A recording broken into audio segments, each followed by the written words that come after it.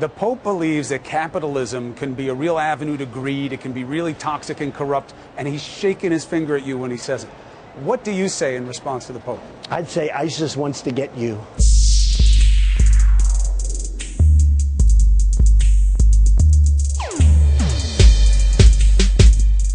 He's taken on some pretty big political subjects like climate change, right. And it's very interesting, but he's got a certain way about him that's very unique and very nice. Fox, CBS, every newscaster was the biggest story. I even beat out the Pope in every single, can you believe it? The only time I'll ever beat out the Pope.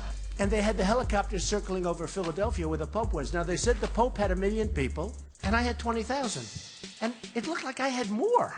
A person who thinks only about building walls, wherever they may be located, and not building bridges, is not Christian. If and when the Vatican is attacked by ISIS, which, as everyone knows, is ISIS's ultimate trophy, I can promise you that the Pope would have only wished and prayed that Donald Trump would have been president. And he said things about the border, and you can't have a wall.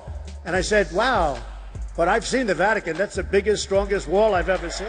And basically, the Mexicans convinced the Pope that Trump was a bad guy because I want to have a strong border.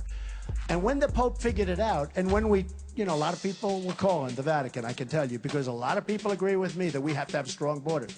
But by the time he figured out about the crime and everything else, the next day he was great, and they were very nice. The Pope was talking about illegal immigration, and when he found out about what it really represented, he was terrific. The Pope was okay. Fortunately, just before the votes started going, because we never want to take on the Pope, right? We don't want to take him on.